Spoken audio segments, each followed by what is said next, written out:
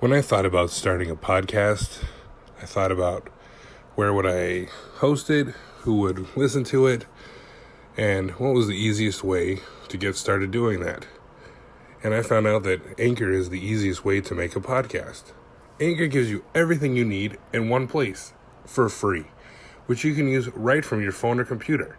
Creation tools allow you to record and edit your podcast so it sounds great. They'll distribute your podcast for you so it can be heard everywhere. Spotify, Apple Podcasts, Google Podcasts, and many more. You can easily make money from your podcast with no minimum listenership.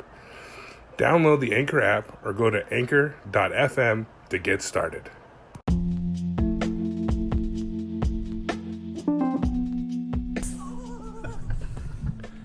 All right, here we go. Episode 2, I guess, but we're not going to call it episode 2. But this is the second time we're talking into a microphone. Oh, yeah. Kong here, and with the ever-present Jay Dizzle. Jay Dizzle, Well, a.k.a. Fizzy Diz, a.k.a.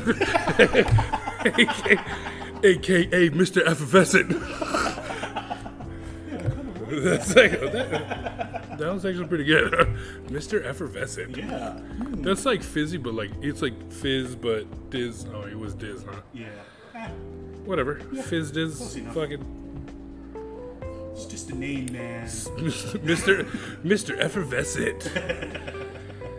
So, in keeping with food topics, and being cooks and working in the kitchen, we thought we'd talk today about food trends 2019.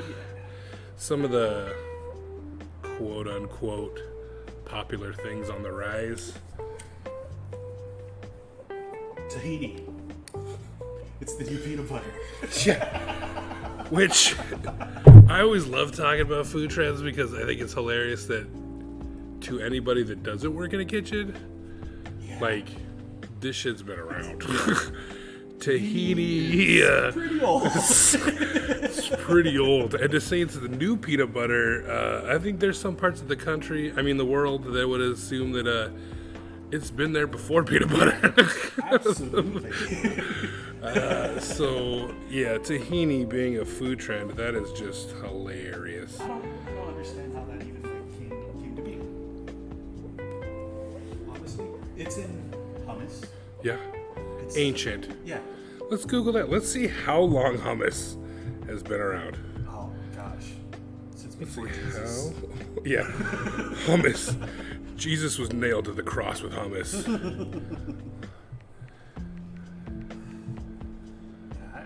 Oh shit, there's somebody named Hummus Rodriguez. Oh shit.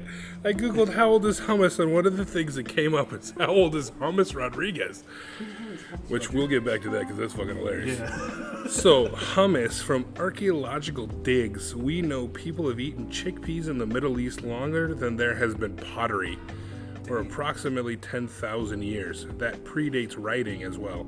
The tahini part of hummus, made from sesame seeds, has also been in the Middle East since ancient times. So, whoever was like, dude, new food trend, dude, bro, fucking hummus. Hummus is it, bro. They're fucking stupid. They're behind the trend. Yeah, they're by like 10,000 years. I sometimes feel that some food trends are like a form of cultural appropriation. You know what I mean? It's like they've been around in these like, quote unquote third world or like not prevalent countries, and then all of a sudden it like, oh shit, tahini? Fuck yeah, it's the new peanut butter. Because, technically, they're the exact same thing. Like, it's just one's made from sesame seeds and one's made from peanuts. Yeah. But, so, I always think that that's funny. Like, it's like, new food trend, Ethiopian food. And you're like, but the Ethiopian food's been around for...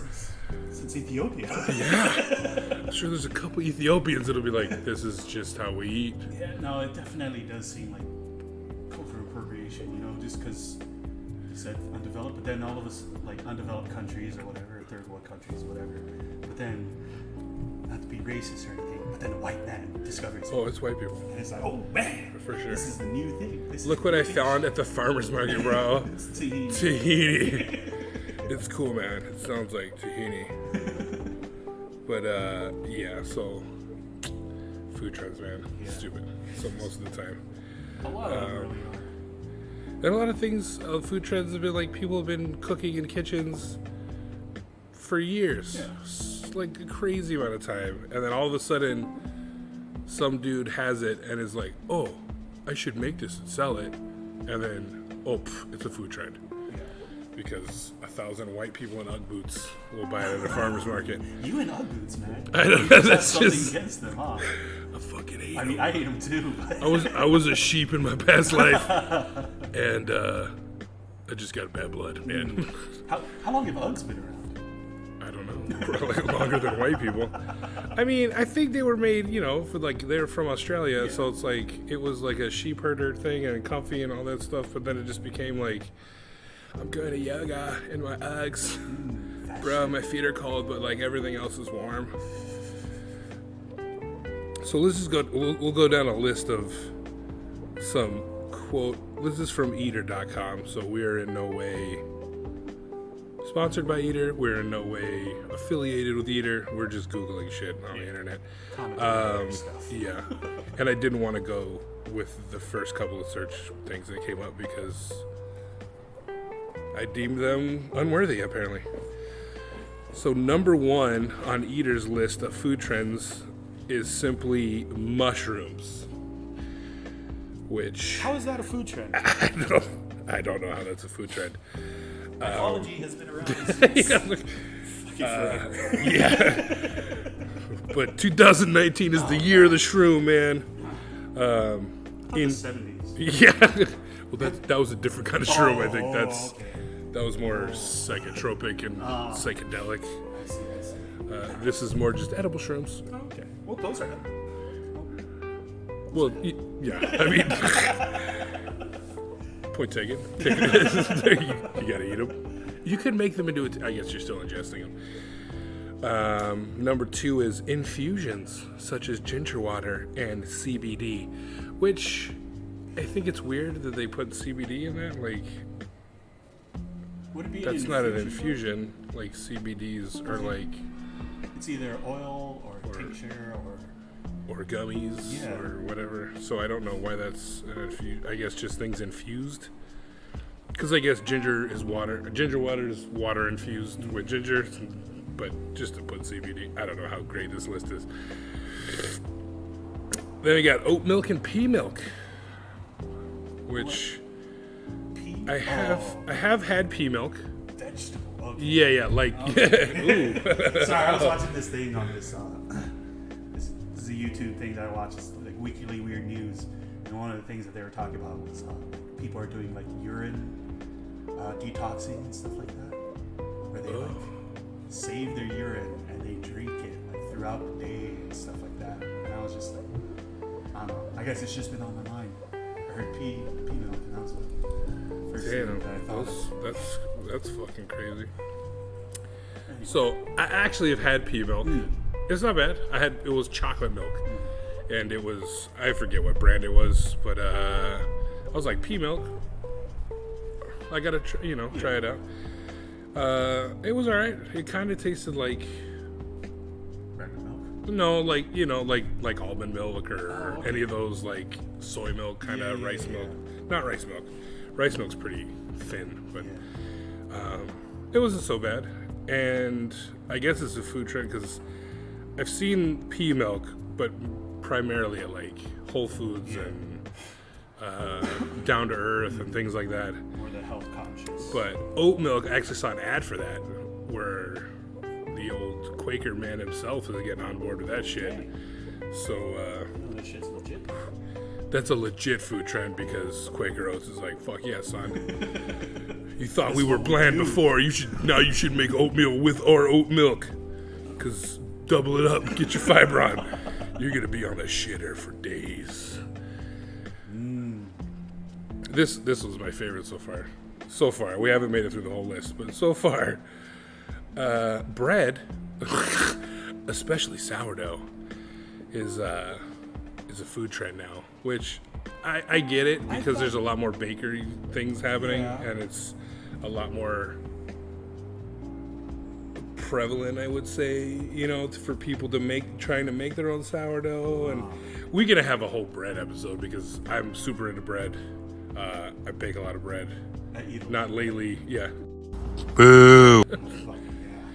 But I like to say, I hate, like, I'm not a bread snob, but I just think it's funny that, like, sourdough's its own thing. Fucking shit, I said, god damn it! I gotta go back and fucking delete that again. God damn it, son of a bitch. Fizzy Mr. Effervescent. God damn it. You're gonna wear a name tag from now on.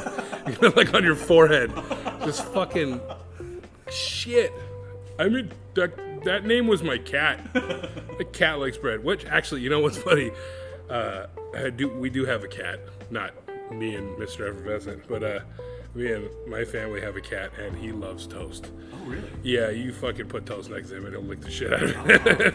I don't know if it's a texture thing, because he's a fucking weirdo. He likes snuggling up to my wife and, like, trying to fucking eat her hair. And, like, if my kids leave their, like, ballerina type shit around, like the little taffeta, that fucking tweel, whatever the fuck it's called, like the shit that's on the end of tutus, he loves the shit out of that. Like, he'll eat it, like, hard. Like, he's, like, addicted to that shit. He's fucking weird. Anyways, so, god damn it, I gotta edit this when we're not supposed to be editing. Anyways, so, fuck. I'm just, this amateur podcast is really getting unprofessional. I'm just, fuck. God damn it. Alright. I think we cursed enough in that section. Yeah. But bread. So I just think, like, it's funny that, like, people are like, oh, I got white bread and sourdough and blah, but, like, sourdough is, like, that was bread. Yeah. Like, there was no distinction between the two until, like, and like I said, we could probably do a whole fucking thing on bread because I'll get into a rant on, like, the process of making bread. You know, it was the white man. Fucking. But basically, you know, bread was bread. That's why. And it was always sourdough because that was the only way to make it rise, was to add natural wild yeast to it, and have a mother and all that shit. So sourdough only became a distinction when they started just mass producing, like, white bread and wheat bread and all that shit that they started using, like, commercial yeast specifically. But anyway, so here's a new one. This is something we've never heard of. I'm going to call it paganism because that sounds more diminishing than almost calling it paganism, but it's paganism, which is a cross between paleo and vegan. How does that work?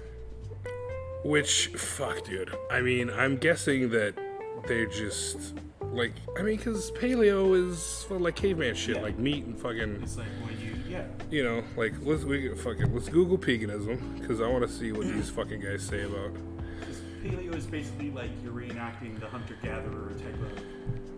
Well, yeah, that's how it started. So, like, I think basically the whole paleo thing was like, that's how they exercised too. Was like you walked long distances and carrying your kill. Yeah, and sacks of basically So paganism does not come up yet. Just paganism.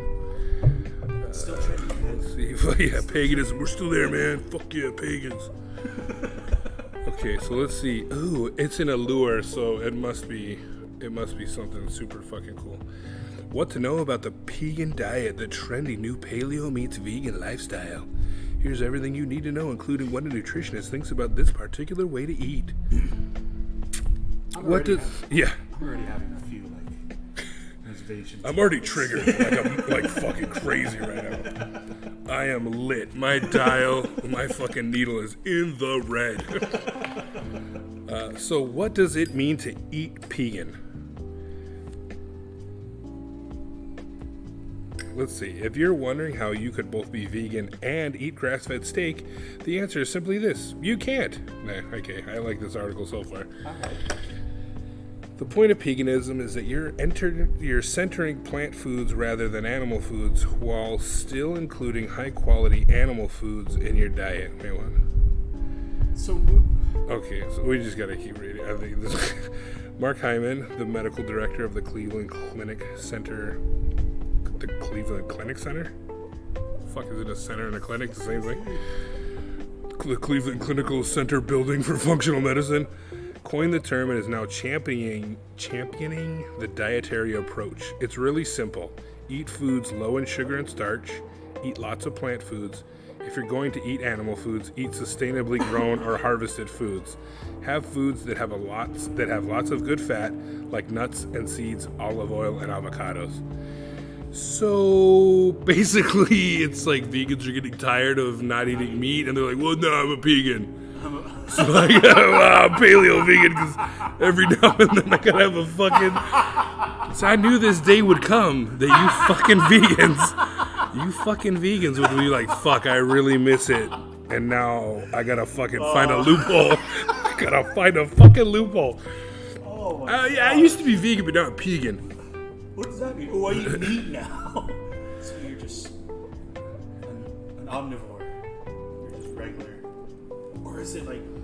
So, well, okay. So to be fair, it sounds like they're just taking veganism as far as the like not eating animals and eating more like plant-based shit, and then adding meat as a way of like going back to a more traditional way of eating. But it's like, but that's what paleo was already. Yeah. So I don't know why you would need to fucking I don't know, like it's fucking weird, because to my understanding that's what paleo was like eating that way of like the olden days of like hunter-gatherer shit, and only eating the meat you killed and only eating plants. Where I mean, to that credit, that was paleo.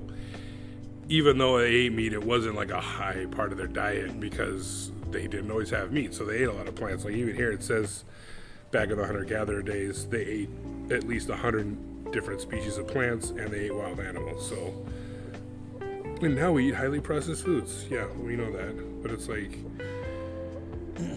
I just don't understand how it's different. I don't know. Yeah, exactly. Like, how is it different than paleo? Like, you're just slapping on vegan. It's just another word. Sometimes it's just like, let's take something that already exists, give it a new name, and let's smush these two things together that are already drastically different. Then, you know what I mean? I don't know. Maybe we're just not. We don't know because we don't understand the lifestyle. Yeah. Maybe we need to be vegan. I'm just not like fucking woke, I guess, about veganism. This one's funny too. I like this one. Foil pack dinner recipes. Food trend. Watch out for that one. Back in the when aluminum foil was invented. Yeah, I think that's one of the reasons aluminum foil was invented. But yeah, that's fucking stupid. Oh, this will be funny to all the Asian listeners, which I think we have one. And that's Mr. Effervescent himself. is oxtail is on the rise for 2019, which is funny because I mean there's a strip club here that serves oxtail that my friend told me about. So I guess there were setting food trends before. I mean all the Asian cultures. I guess so. I think it's just doing the same, that same trajectory that like, what is butterfish, black cod? Oh yeah. It was like all trash stuff, and now it's like people are realizing it's delicious. And that's what I was saying. Like, and I'm okay. So like we already said, like the whole cultural appropriation thing, where it's like not necessarily like, I mean, I guess it still comes to that. Like it's like these foods have been eaten for generations by all cultures, like ancestors or whatever, your great grandparents and shit like that. I know that there's fucking Eastern European recipes for oxtail, and there's probably, you know what I mean? Like it's not just an Asian culture thing, but it's just all this stuff that we got away from as just a world society in general, because nobody wanted to be, I mean, and nowhere more than America, that they wanted to be like distanced from their poor past. Like, but a lot of places are like that. I think that as far as like those kinds of cultures, like Asian cultures, Indian, like, which I guess is technically still like an Asian, but all those European countries, I think they tend to embrace their heritage of food way more than like Americans did. And I think now that that's becoming like a thing with all these American like hyphenates, you know, like I'm Asian American or I'm Polish American, and they're starting to become chefs and open restaurants and starting to get back into that. Like, oh, this is what my fucking grandma made, and this is all the shit, and starting to make more offal and make more like offcuts and do more shit like that, and that now it's a food trend. When it's just like, no, you just like dusted off grandma's fucking cookbook and like zhuzhed it up. But that's another thing that cooks and chefs have been doing for years, like generations. But some of these are they're just ridiculous. It's like fucking, who the fuck puts jam, jelly, and marmalade on like an uptick trending food thing for 2019? Have they ever heard of this wonderful oh God, please say goober. Are you gonna say goober? Oh, yeah. I love that stuff so much. Fucking goober, baby. I'll eat that shit. You want a fucking food trend? You fucking give me that shit in one jar, baby. Why isn't that trendy? Right? And why is it only in grape? I only ever see grape. Really? I don't think I've ever seen. Oh, see, I would fuck with strawberry. Yeah. I mean, I fucked with grape, but like that's all I ever see was like the purple shit. And there's just something about brown and purple that I don't like. Gut healthy foods, aka fermented foods. Talk to the fucking the Asians. Yeah, you better. And plus, like kombucha, like Jesus Christ, dude, like that's been a trend for like years and years and years and years and years. Even before it was like people were making that, and then it became a trend. It's like it can't still be a trend. Like it's just part of the food culture now. Like you can't say that it's a trend anymore. Like it's just something that is here. Smoothie bowls, which I could only assume is like acai shit. Yeah. Here's a seitan, which I don't know if that's coming back. I know there's a lot of places that make their own, which I don't know if you know what seitan is. So you should. I mean, it's like the faux meat. It's not really faux meat, but it's like it's like it's like a Chinese. Yeah, it's like a tofu. I think it's tofu based. Let's Google seitan. I think it's. Is it seitan? Yeah, they add all these seasonings and spices and stuff too. It's a high protein vegetarian food made from cooked wheat gluten. Oh, there it is. Yeah. So fuck, trigger word for people that are gluten intolerant right there. Shit, they're gonna be like, there's gonna be like a whole seitan. They're gonna have like some weird like down with Satan. the Church of Satan's gonna get into it, and they're like, "Oh, sorry, we just thought you fucking couldn't spell." This one for sure I've seen though. Rolled ice cream, that's a new one, yeah. but that's been. I mean, I've seen that. I just feel like 2019 is just another year. It's been going on. Like they're everywhere. This one I've never heard of. Manaish. I don't know. We're gonna have to Google that one. Heme, I do know that one because I did a lot of research on the Impossible Burger, and that is one of the ingredients. Which the Impossible Burger is fucking pretty bomb. We actually tried to get it here when it first came out. I tried to get it for the place we work at. It did not happen, which sucks, but. No, they actually just never got back to us. I contacted the lady. It was like early stages of them giving it to restaurant. Like at that point, they had just been like kind of putting it out there in certain restaurants, and were like, "Hey, contact us if you want to, carry like an Impossible Burger." And I talked to the lady and gave her all the information and stuff, and then we just never heard back. I'm guessing it was just because we're too small of a place and they didn't want to do that, but. Now it's pretty much everywhere. I mean, they got it at, what's that, D-Bar? Fucking Duck Butts. Oh, yeah, Duck Butt? Yeah, well, Duck Butt has that other place in Kapolei. Oh, shit. It's like Bar D or D-Bar or something like that. It's like, but it's like they're more restaurant. It's like not so much bar. Oh, I see. But they carry it. I know that the counter carries it. Yeah, the counter. And that's where I had it, where it was good. The first time I had it, it was at the Duck Butt place, and It was not good, but I chalked that up to kitchen error because everything was kind of fucked up that day, whatever. But I did have it at the counter, and it was way better. It definitely like is better than like a veggie burger or one of those like just like meat. Yeah. But it's that heme. I think it's pronounced heme. It's HEME, but it's like coconut and all this shit. And the scientist who did this, like he really like went deep on it and like what makes a burger. Like what are the things that like your tongue and brain and nose and all that shit like associate with it. And so he created this thing, and it's basically like this shit like cooks, and it's completely edible at no matter what temperature because it's all plant-based. But so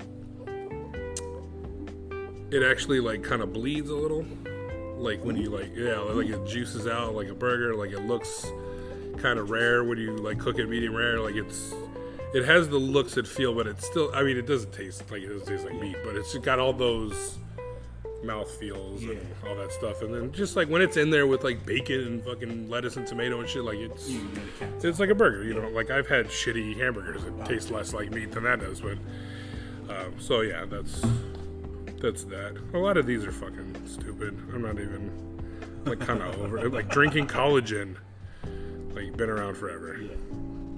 Hot brewed coffee. Ooh, that's a new trend. What? Fuck, dude. Jesus Christ.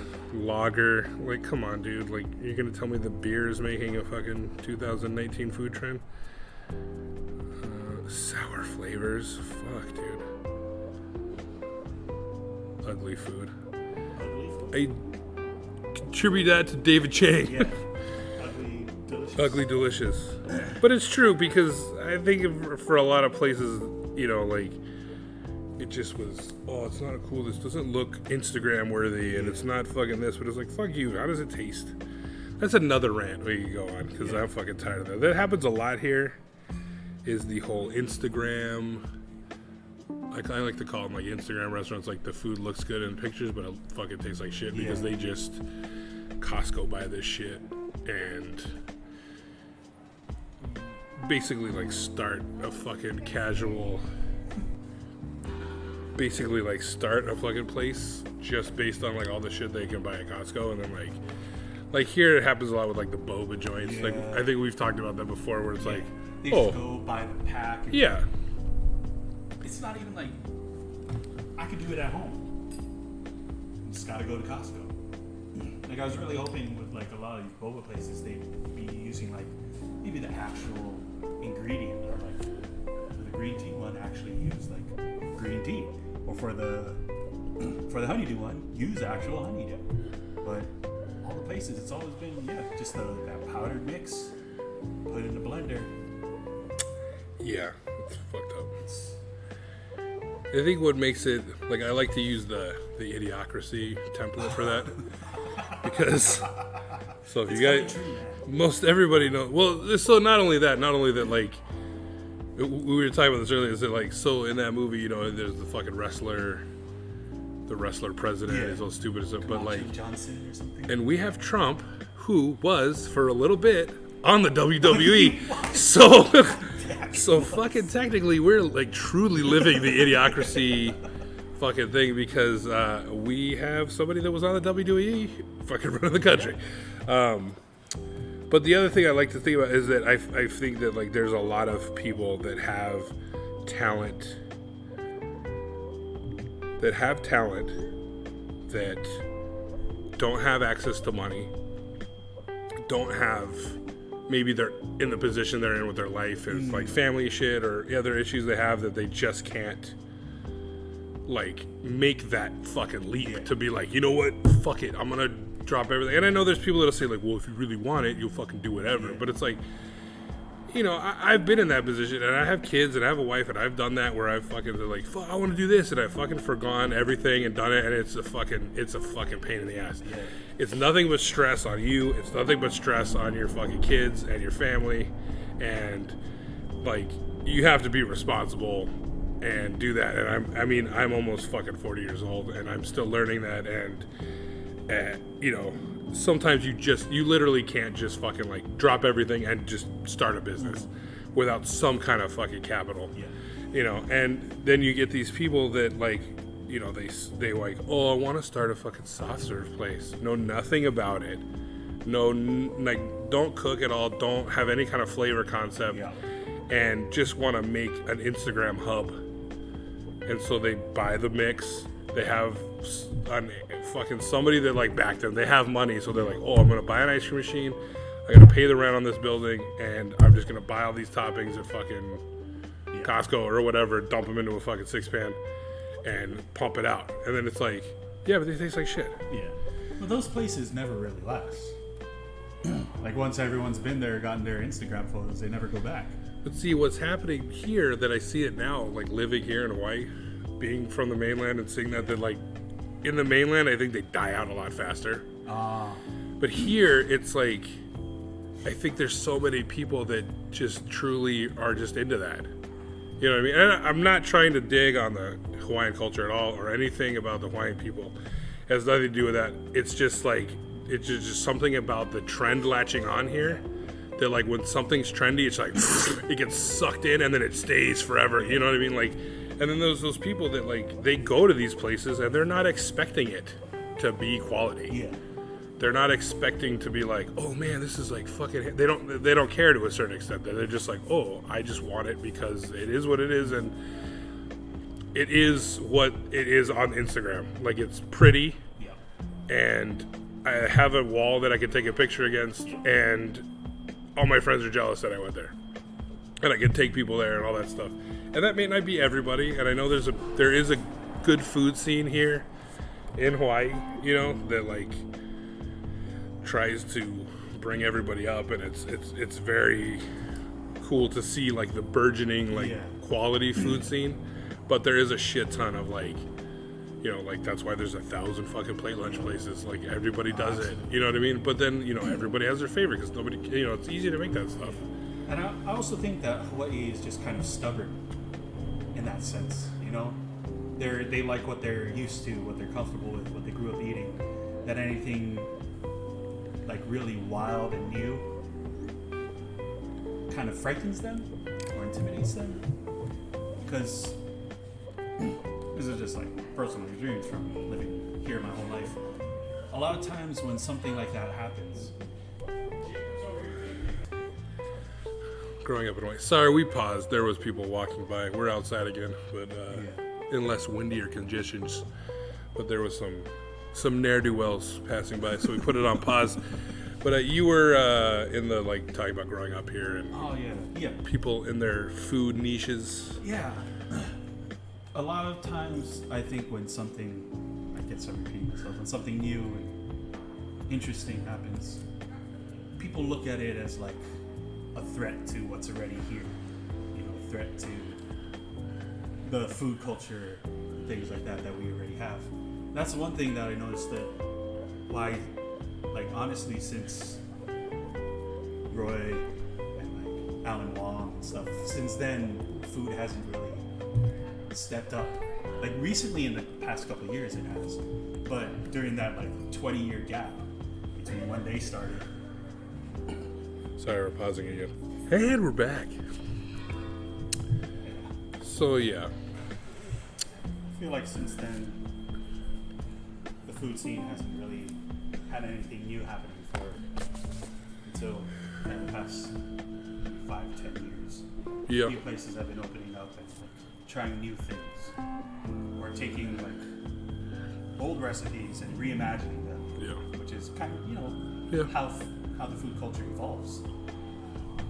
I'm glad that it's finally like evolving. Yeah. Because like you said. Right now, I'd like to shout out to like Chef Anthony Rush and Chris Kajioka at Senia and the MW crew. Yeah. And all those folks. Leanne Wong bringing stuff in. And, you know, even, I wish I remember the girl at FET. Sorry, I don't say girl, the woman at FET. Yeah. She's got some good stuff going on. And no doubt. My meal at FET that I had what there last year with like a couple friends. No doubt it was one of the best meals I had. Nice. It's still yet to go. Oh, it's good. Yeah.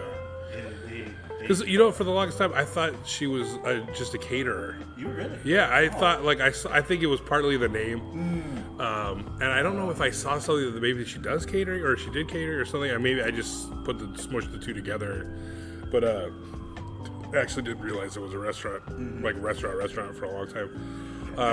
You should get there if you can. Yeah, I definitely want to do that. We'll do that. Also, like shout out to fucking Chuck, Butchered Bird, bringing back the charcuterie game, and also fucking Pono Pork, and fucking Bob McGee laying down the hard, fatty pork meats because I tell you, man, I had a tough time moving here when I first moved here because the food scene was fucking rough. And I've only been here for 5 years, and some of these places were here and established, and I didn't get to try them yet or whatever. But it's just like finding those like comforts of like living in the mainland and like finding like a good Italian spot, which I think you and our lady boss fucking talk about a place. It's got like a girl's name, the Italian joint. Yeah, Sabrina's. That's supposed to be really good. But I mean, on my side, I got fucking Bravos and like, Bravos. You know what I mean? Like rice for the risotto. Fuck, dude. Fuck, dude. You know what I mean? Like, yeah. Oh my god. I get that rice.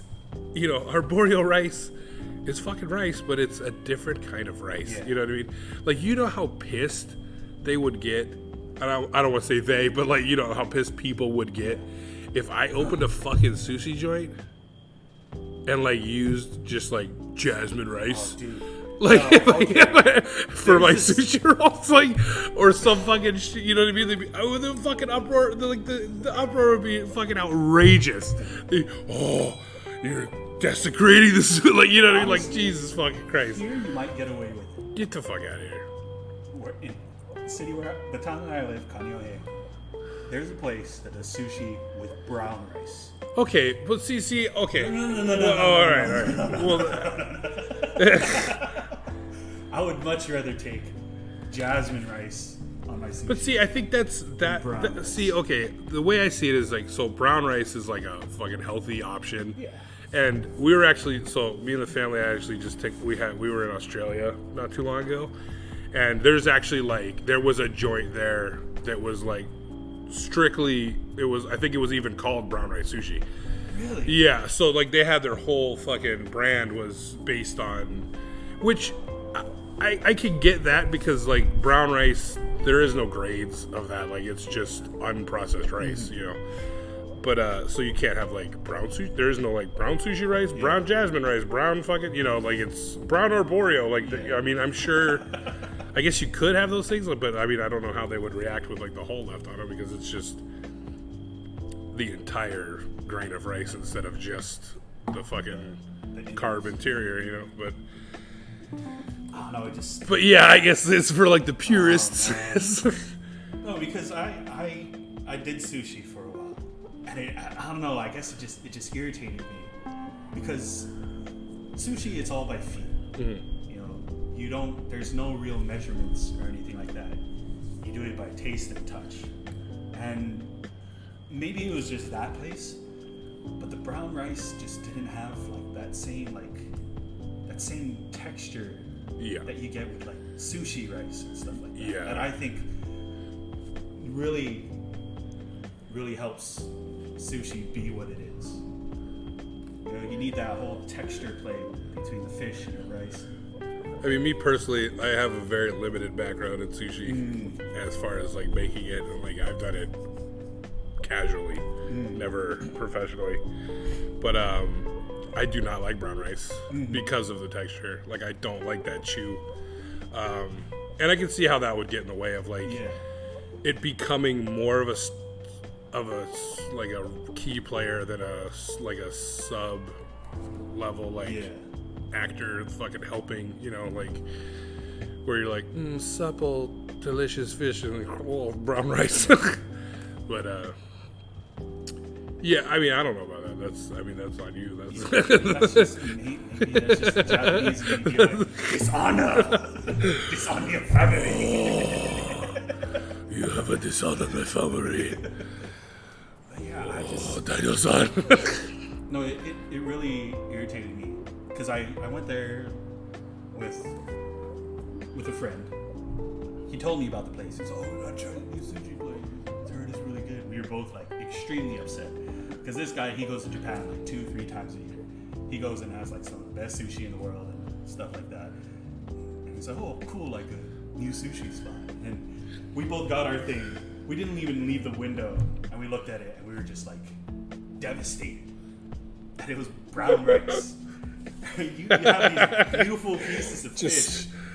It just keeps getting away because of the fucking German guy from fucking Three Amigos. You're my hero. Little Nettie Goes to Evolve was my favorite movie. And then I learned about trick photography. And I was crushed. Just the soul crushing, like brown rice and the sushi. Oh, some things. I know food is all about evolving, reimagining things, but some things you just don't fuck with. See, that probably was a food trend, you know. Like I'm sure that was a fucking motorcycle. That's probably something born out of like you had some fucking health nut came in there and was like, "Can I get brown rice?" Yeah. And like it happened enough, and that dude came there enough, and they're like, you know what? Fuck, we should fucking throw some fucking brown rice on this motherfucker, you know? Let's fucking wrap it up, dude. Like this motherfucker's making bank on this brown rice. I don't get it. But yeah, I mean, and like a lot of things like it's the same way with me and like Mexican food. Oh. Like I come from my mom's side of the family's Hispanic. Living in fucking California, it's just inundated. Lived in Mexico for a year or so.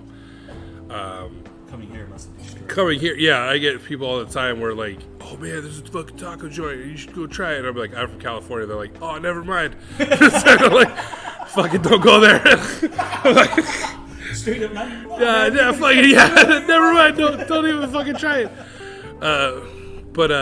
So I mean, my first foray into like Mexican food, we went to a place and it's passable. Like it was, I'm not gonna fucking be like, it's all shit. I'm such a fucking Mexican snob.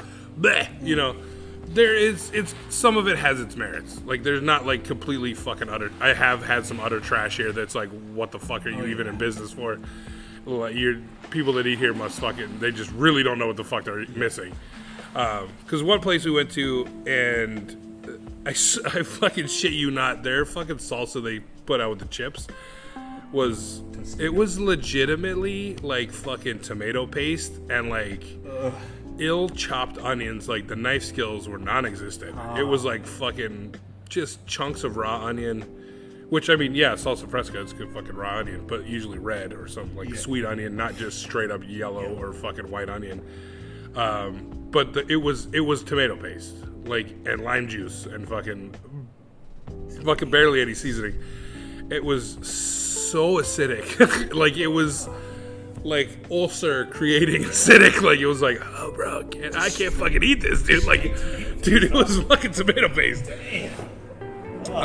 But the next time we went there, it was not tomato paste. So I don't know if somebody fucked up. But I have had some good Mexican food on the island by legit like fucking Latinos that like have come here, like Santa Cruz Taco, who they now have brick and mortar in Chinatown, I believe. I don't know how long that's been around, but when I first had him, he was working the farmers markets when I was working the farmers markets, and he had a little blue truck, and he came with some legit fucking street tacos. I do have Barrio Cafe in Haleiwa. Not Haleiwa, sorry, fucking Wahiwa. Oh, okay. Yeah. Barrio Cafe in Wahiwa. She does really good stuff. As far as I know, she's like lived in Mexico, lived in fucking Texas, lived in fucking Arizona, like very south, like Tex-Mexy kind of like it. It's kind of a mashup of those things. She does real good food. I ate at there's another taco place in Wahiwa. Like El Ranchero. I remember them being okay. We only ate there once. It wasn't bad. But there is the fucking El Burrito. Oh my god! Like it was.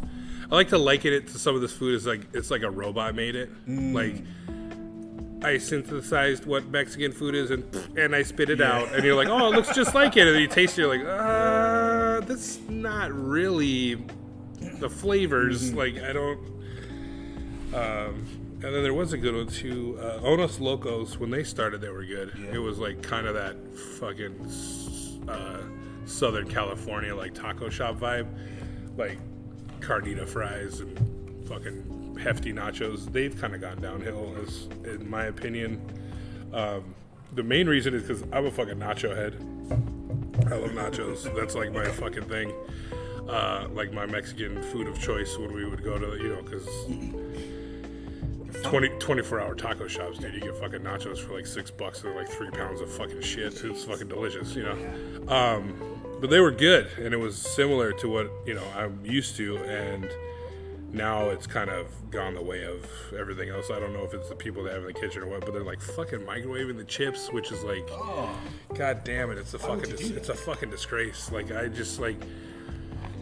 guess they don't realize that like hot food will melt the cheese. Yeah. I don't think they understand that like if you put chips and cheese and then cover it with hot meat, that residual heat will melt it. So they're putting the cheese on the chips and then nuking it. Oh, that ruins and so the chips are like just fucking stale as fuck. Yeah. It's just like rubber balls. It's fucking disgusting. And then the cheese is all the cheese is all greased out and fucking again, this is just my opinion. If you like it, you fucking like it. Yeah. I'm not trying to sway you from not going there or whatever. Like, it's your fucking mouth. Put whatever you want in it. This is just our opinion. So, I mean, and if you don't like it, well, there's a fucking off switch, buddy. And we're doing this for us and not for anybody else. So, fuck you. Like, yeah, so it's just shit like that. I find it's just like, you don't get a lot of diversity in food here because, like you're saying, like everybody's so used to like this is what they eat, and that's why there's 1,000 like L&L type places. There's 1,000 fucking Chinese places. There's 1,000 fucking Korean places. Like they're just so many they have numbers. Like, and like exactly, and not to fucking put any of that down. That's what you eat. Like that's just like you go to fucking California. There's a fucking Alberto's one and Adalberto's and Iberto's, and there's a shit ton of fucking Mexican food places. It's the same principle, but they're just good. You know what I mean? And like so, and that I guess that's so. I'm not. Sorry, I don't want to fucking. That's an audio problem. That wasn't me skipping. So like those things are delicious. There's really good fucking Korean food here. There's really good fucking Chinese food here. There's really good fucking Japanese food here. But other cultures are misrepresented, I feel, because those cultures either don't exist here, or they're like, and you have that thing where I'm talking about where somebody went somewhere and was like, ooh, this fucking Italian food. I could fucking make Italian food. It's so fucking good. I should make it here because nobody does it. And then they do it, and they're just not good at it. But because nobody else really either cares or knows the difference, they survive. Yeah. And then it becomes like a staple, and just like, oh, that's where we go for Italian food. But you only eat Italian food like once a month. Yeah. And you eat everything else like every fucking day. So like that's why all that shit survives, but you get like one little fucking gem that maybe makes it through, and even those gems don't make it through because the gems, quote unquote, are the bastions of like delicious fucking Italian food, and you're like, but no, they're not. Like, you know what I mean? Like, I'm sorry, but it's just not. No, I have a really good example from Big Island. There's this Mexican restaurant. It's open for like 20-something years. FBI, this motherfucker. But I remember, like, my mom loved it. People loved it because it was pretty much the only Mexican restaurant on the whole fucking island. They had 2 locations, one in Kauai High and one in Kona, and both of them were just like bumping. It was the only place you could get Mexican food. But the more I ate there, the more I was like, I don't think I like Mexican food if this is what it is, because it was the only reference that I had, Yeah. And then pretty much like right across the street, this other Mexican place opened, and guy was from Juarez, I think. Yeah. And I went there. And it was fucking bomb. It was fucking bomb. The other restaurant went out of business within 3 years. Like, they were still like the diehards, like, no, this is where we go. This is good Mexican food. Then slowly they all started going to that other place. They're like, oh shit, I've been stupid this whole time. Fuck. My life is I was crushed. Oh God. My soul.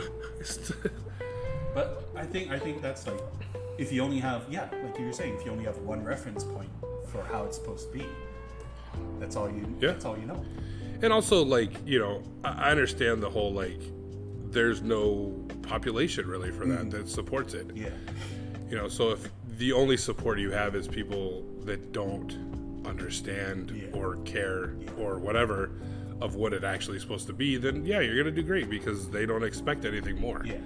You know, like, it's you know, it's just why there's so many dirty fucking restaurants, or there's dirty this, dirty that, or like fucking or like places don't redo shit or spend money in fucking making it look nice or doing other shit because, well, they don't have to. Yeah. People are still going there. People are still eating it. People are still gonna fucking come no matter what. Nobody's gonna fucking be like, I'm not going there. You know, and I think that, like, I think it's harder for some places to get started here for that reason. Is that, like, a new place maybe doing it better will pop up, and then because it's not what they're used to, it's like, oh, this isn't what I'm used to, so I'm just like, I don't want to go here. I'm going to keep going to fucking Bravos, or I'm going to keep going to fucking whatever, you know. I don't like kimchi 11. I like kimchi 12, you know, like, or, you know, like, so they don't support something that might be better and good, and then, you know, but, you know, like, get out there, eat some different shit, you know, like, support the people that are fucking making a difference, you know, like, and there is, I do give it to, like, the younger, quote unquote, hipper generation that, I mean, I'm still a part of, I guess. I mean, whatever. Isn't everyone just considered millennial? Yeah, I think like the definition of millennials is from like 1959 to like 2000. I don't know. But you know, I mean, like, there is a burgeoning, like, people that are educated about food and traveling more and knowing, you know, and bringing that back, and the cooks here, like, trying to bring in new and unique things and incorporating the culture into those new and unique things, so it's kind of like a stepping stone for you to, like, here's a bridge to this new thing, like, I'm using these local ingredients and things you're used to, but in a new and an exciting way. So that's always fun, you know, but they need the support, you know. You need to fucking go there and, like, not be a puss about it and fucking suck it up. Or if you're not, just fucking whatever. I guess you're not gonna fucking eat it. More for us. But you know, those are the rants. Rants is fucking, I don't know if it's a rant, but maybe just a talking point, educational little tidbit. Yeah. Educational, I guess. Also, don't be so narrow-minded. You know what I mean? Like, just fucking. I mean, I get if you're, like, allergic to things, or you don't want to, you know, if you don't want to try new things, but don't just fucking write something off because it's like you've never heard of it or whatever, you know. Because that's just fucking death of the culture right there, you know. Well, I think one thing that we also have to give credit to, and how, I guess, the food culture here is like evolving, is definitely from, like, TV. Yeah. You know, like Gordon Ramsay, Tony Bourdain, Andrew Zimmer, all those guys. You know, just going out there and trying new things, and just being, like, completely honest about their feelings on it. And I think since they've been around for so long, people have finally, here especially, have finally been like, oh, like, there's so much to taste, so much to see. Like, why keep in that little little narrow field of view. I also have the other side of that sword, where, so I wholeheartedly agree that like those dudes are like opening minds and fucking showing the world, and like I'm all for it. Like, but then I feel the other side of that is that you get those people that are like, oh, that's a fucking food, and like, oh, I could do that. Nobody does it here. Like, I'm gonna fucking make it, and I'm gonna fucking pop up, and I'm gonna fucking do it. And then they do it without knowledge of like the culture and the actual product they're making, and just like, I'm gonna fucking do it. Yeah. And then that becomes like a normal thing because these people now have seen that on the show but have never actually tasted it. And then you got this guy who's like, I fucking Googled, you know, whatever, you know, fucking some kind of dumpling or whatever, you know, and then they're like, let's fucking do it, you know. Which, I mean, I've been guilty of. I have not followed through, but I thought about doing something similar. But I didn't follow through, so I'm a total hypocrite. But you know, I think that was one of the reasons I didn't do it, is A, the time, and B, like, it wasn't something I was actually passionate about, you know, because, like, you know, I tell people that, I don't tell people this, but, like, I heard something that is, it's something that I may think about but have not said, and it was voiced through somebody else, and I was like, oh, you know, fuck. I think, like, you know, that it was Roy Choi watching Chef Show, fucking, which is, it's a pretty good show. It's pretty cool. It gave me a new insight and perspective on fucking Chef Choi. But he's like, you have to be present when you're cooking. Yeah. That you have to focus on what you're doing and in the moment with it, because if you're not, then it's gonna fucking taste like shit. Yeah. And I feel that like a lot of people are doing that, where they're just fucking putting it out there and they don't have a passion for it. That they're just trying to find a niche to fucking get in and make money. Yeah. And because that passion's not there, because they're not focused on the food, that it's the food is subpar. Yeah. And then the people that eat it, they don't know any better, so they're just like, oh, I guess this is it. It's okay. I'll keep going there. Yeah. You know, and it kind of sucks because, you know, like circling back around to the whole fucking thing where you have people that are passionate about it that don't take that chance and they don't get out there. And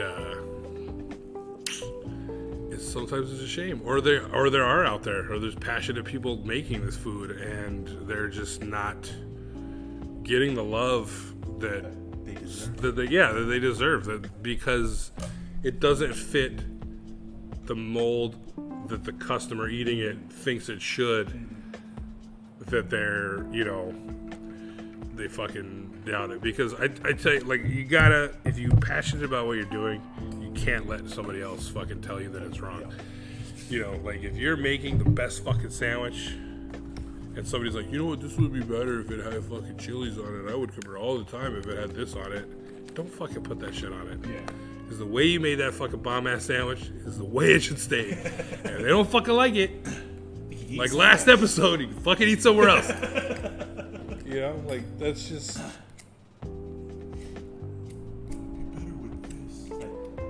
Why don't you open a place and make it like that? Come here and tell me that my work is shit. Yeah, like, I don't go to the H&R block that you your tax preparation is shit. I don't like the way your zeros look, motherfucker. Where's the slash? Yeah, can you put slashes in my zeros?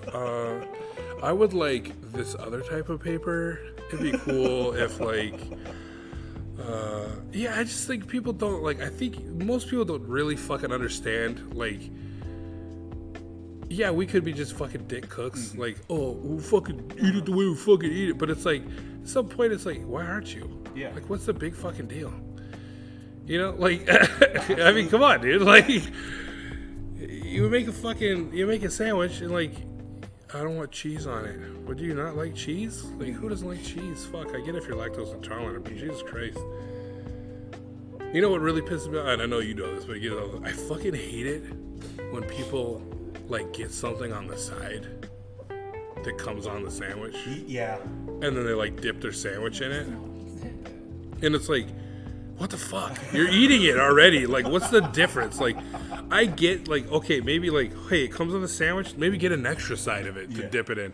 Don't fucking take it off. Like, what's the point? Like, you're fucking putting it on the sandwich anyways. You know what I mean? Like, what the fuck, dude? And to those other people that fucking let their friend, like, if you're sharing something with somebody and you come in here and you say, I want this, but can you just put meat on half of it? Go fuck yourself. Like, take that fucking iPhone sideways and insert it into your ass. Because, I tell you this, if you're coming out to eat with me, I don't like sharing. You can ask my wife. She had to break me in on the sharing thing because I'm not a sharer. My girlfriend's the same way. Yeah, I'm not a sharer. Our first date, she grabbed something off my plate, and I was like, what are you doing? What's going on there? Oh, I just wanted to try it. I'm like, yeah, but you didn't like ask her nothing or whatever.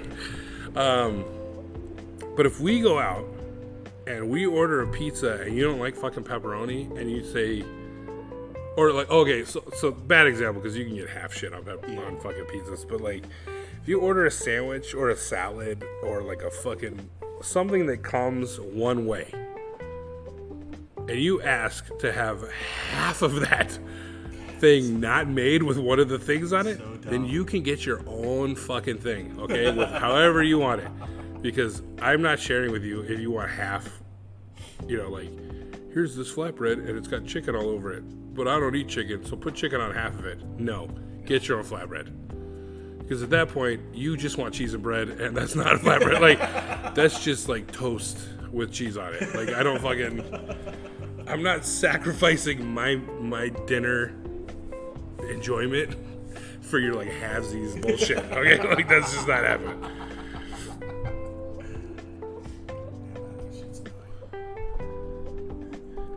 Like whenever I go out to eat with friends, there are certain things that like, when they say like, I'm thinking of getting this, but I only want like that, like half of it.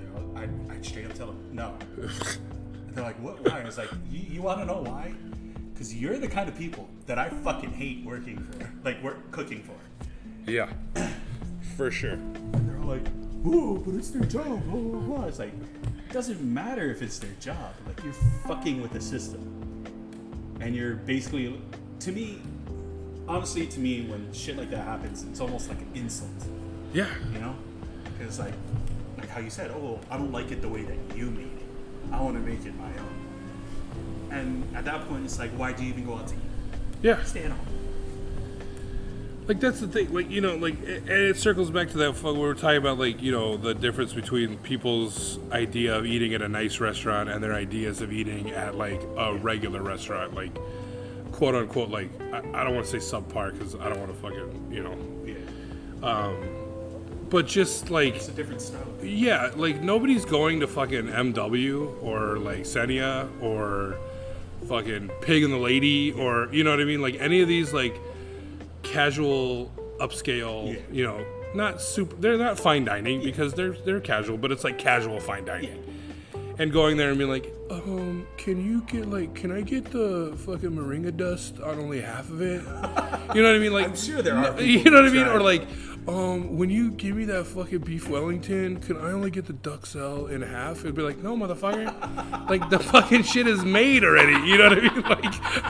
Like, I'm sorry, I'm not going to rewrap a fucking Wellington for you. You know what I mean? Like, you just don't order the fucking Wellington. And just the people that fucking, the balls that like, that I know those fucking people go out to those places and they're just like, they order it off the menu, they wait for it to come, and however it comes, that's how they fucking eat it. But they go to another place that's like lower on the chain and it's like, whoa, I came here for this, but can you put a different bread and then different sauce and then do you want a fucking different sandwich? That sandwich exists on the menu, so just order that one. Like, why the fuck do I have to make a new sandwich for you? Like, you came here to eat that fucking sandwich, so eat that fucking sandwich. You know, and if you know that you don't want that sandwich, then don't fucking come and eat that sandwich. Like, it just boggles my mind because when I go somewhere to eat, I'm going there to eat that food. Yeah. You know what I mean? Like, yeah. Like, I'm going to a fucking Korean joint to eat the fucking spicy Korean chicken. Yeah. I don't like, be like, hey, yeah, could you just, like, give me the gochujang on the side? So that, like, and just, like, can I have plain grilled chicken thighs? And then I'll dip it into the fucking you know what I mean? Like, and some people are like, well, that's stupid. Why would you? Exactly. Like, that's exactly the fucking point, because they fucking marinated that shit and made it like that. Yeah. And it's not gonna. You want plain fucking chicken? Go fucking grill it yourself, or go to a place that's like, we have plain grilled chicken and sauces to dip it in. Yeah. Like, like that's what, you know what I mean? Like, that's our business plan, man. We got fucking we got plain shit that you can fucking dip into. We give you salt and pepper on the side. We serve deconstructed food, so it's just the ingredients. We just cook stuff and throw it out there. Like, here's meat and here's veg and here's fucking sauce. Do with it what you will. Which was funny. I was a kid and I thought that was my first, because I love thinking of like new like concepts and like new fucking things, like twists on shit and things like that. And at one point I did think of, like, what if you had a restaurant that just had like a little bit of everything? And then, like, they could just order whatever they wanted, you know? But then I was like, the logistics of that are stupid. And I've, you know, being in the business, you know that's fucking an irrational fucking thought. But there has to be some kind of structured, you know. But, I mean, there's places that kind of do that, you know? It's like, pick your meat, pick how you want it, pick how you're fucking, you know? But it's like, you know, it's a structured fucking, like, they don't be like, what do you want? A steak? Sure, fuck it. We got that. What else? You want a side? Fuck, mashed potatoes? Fucking A. We'll do it right now. Like, but, you know. There's even menus like that. It's like you can choose the broth. And like, yeah. That kind of stuff. Yes, you know, in a sense, it is kind of like, you know, pick what you want, but it is structured in a way. Yeah, that's what I'm saying. Is like there's a definite like template. Mm-hmm. It's not just like I'm gonna go to this place and you know what, I'm feeling steak au poivre. Fuck it up, buddy. And you're like, okay. Like, whoops. Did I order steak this week? Fuck shit. I don't know if I have steak. I definitely got pepper and butter. I don't know if I can au poivre the fuck out of something, but I don't know if I have steak. But yeah, and I mean, I like that sometimes, like this fucking, like, that whole, like, pick your meat, pick your fucking, you know, like, I don't want to say Chipotle, like, fucking that kind of thing, but it's kind of like that's, that model. Kind of like build your own type of like the, you know, the build your own stuff is cool, you know, like, but like pizza's another thing on this island. There's not really a lot of good pizza. But like for $10 going to fucking Pyology, can't fuck with it. Like, it's, and you can do whatever the fuck you want with it. Is it the best fucking pizza in the world? No. For $10, it's pretty good. And you can fucking build your own, and it's same shit. Crust, pick your sauce, pick your fucking thing. But again, there's a template. It's like, but I mean, they have a lot of shit to fucking put on your thing, you know? Like, you can make a dessert pizza if you want. You can, but I mean, that I think is just, you can't add anything onto that. That's like they just got cinnamon sugar and frosting or whatever. Like, hey, you fucking throw some Ronies on that motherfucker. Like, but I mean, that template works in a certain thing, and like I think because I mean, even like some poke shops, they do that fucking thing. That's another hot button topic. Oh, fucking poke. That's a fucking with or without. That fucking accent mark, like, I think that's what really gets me, because it's like, that's not even an Asian fucking thing. Yeah, that's like a Hispanic fucking. Yeah, that fucking. It's not the tilde. I think that's the end. But whatever that is, you know what I mean. That fucking accent mark is like, okay, like, it's like. Is it Latin inspired poke? Like, I don't know. Like, I don't know. Am I gonna get some fucking, like, is it some fucking churro fucking poke? Like, poke with fucking frijoles and guacamole? Like, I'm like, That could work though.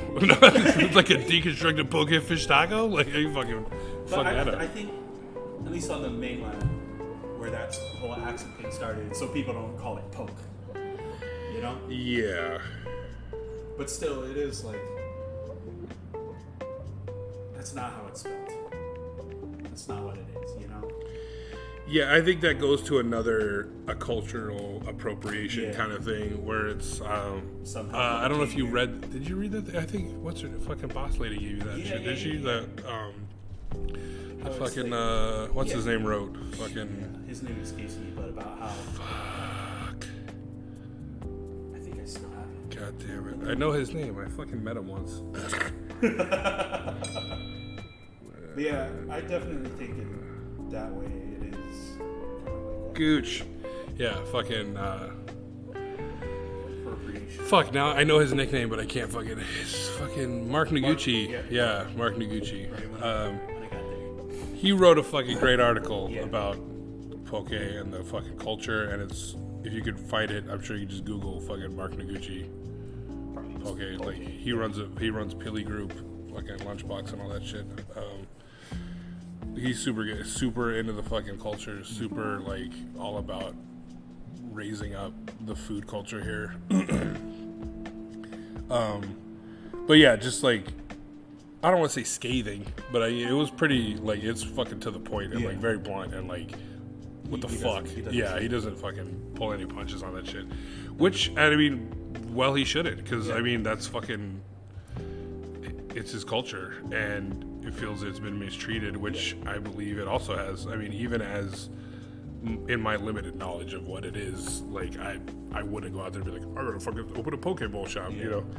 But I feel that's what a lot of did. I think a lot of that is I don't want to blame surfers, but I feel I really like nothing against surfers, but I feel that like Hawaii is such a hub for like the white surfer culture and like surfing culture in general. Like I think that I mean it started in white, but like I'm not to fucking denigrate or put down surfers or surfing or anything like that, but you get a lot of like that's how fucking like What's up, man? yeah, like that's how like fucking the fish taco place in fuck, it's a dude's name. It's not Roberto's, but it's like fucking god damn it. There's a fish taco joint in San Diego. And it started because a dude, you know, he went down to fucking Baja California surfing all the time with his buddies and was like, dude, these fish tacos are fucking bomb. I'm gonna make them up in fucking California. Rubio's. That's what it is. Fucking Rubio's fish tacos. It's a good fucking fish taco. But it's kind of that same thing where, but like in reverse, like he took something that he loved, that he had a passion for, that it was something like, fuck man, like I fucking love these things and everybody should eat them because they're fucking the bomb. And he did a good job. It has now since become this huge fucking chain of fish taco places, but there's still, I mean, it's still a good fish taco. But it's now a huge chain and all that stuff. And I think that same kind of thing is what happened with fucking poke, was that you got these dudes that would have been like, we've been coming to Hawaii to surf for all this time and this fucking chopped up fish is the bomb, bro. You should fucking do that in Cali, dude. You know, and like the whole thing is that they're now like a part of that fucking culture of poke, a big part of that, like the main part of that is not only the historical culture of it, is like the fucking, is the fish. You know what I mean? And it's just like something you can't easily replicate going to East Coast or Middle America or fucking even to California without fucking it up in some way.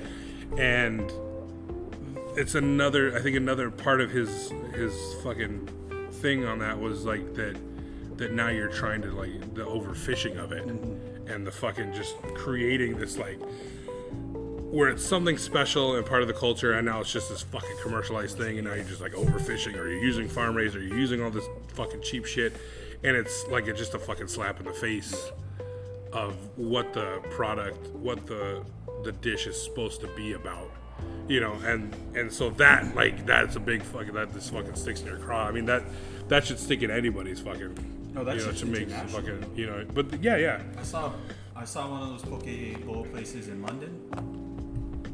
Oh, I'm sure it's bomb there. It's like fried and shit. yeah. Like poke and chips. Fucking put some malt vinegar on that shit. Because me and my girlfriend were walking, I forget where, somewhere in London, this big city.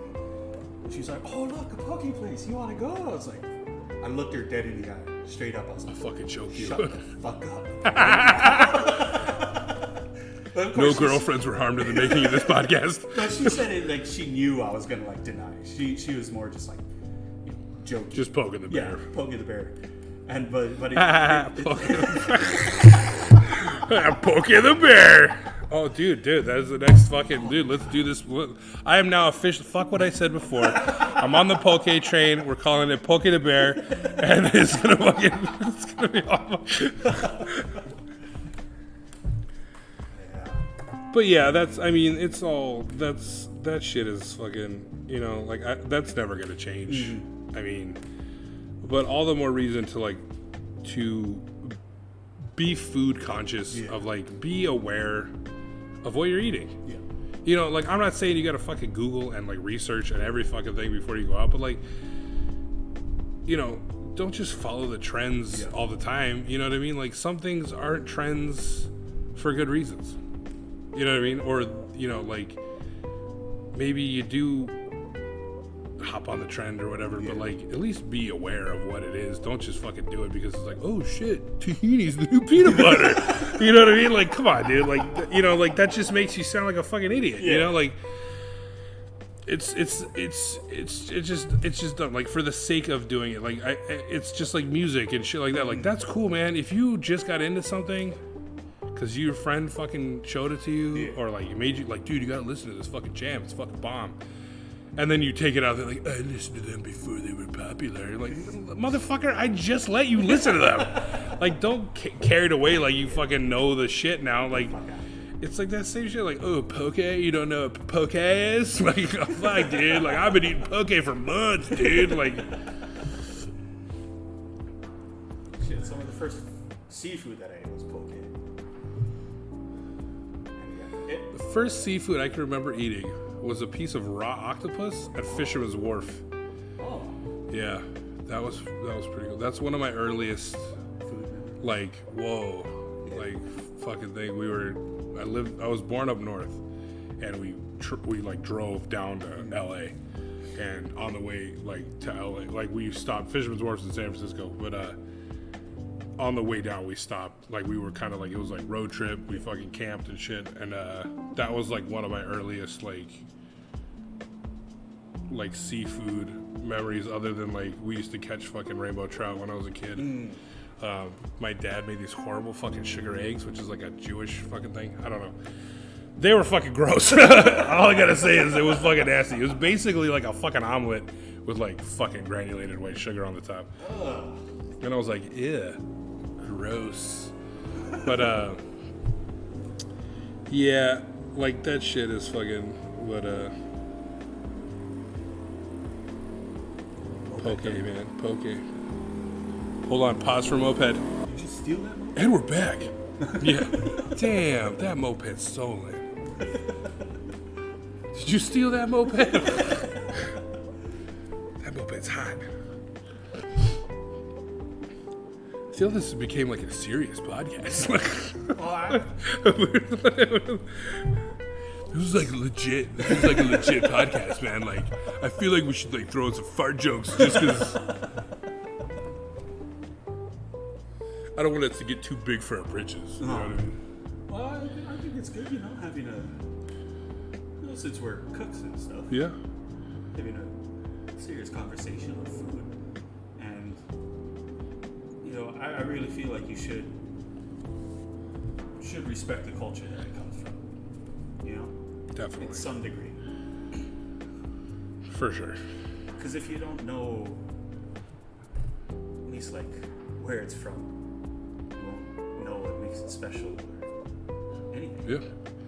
And I feel that way about cooking in general. You need to, we had a dude that used to work here that was just fucking hashtag chef life. He was fucking, and he didn't know shit.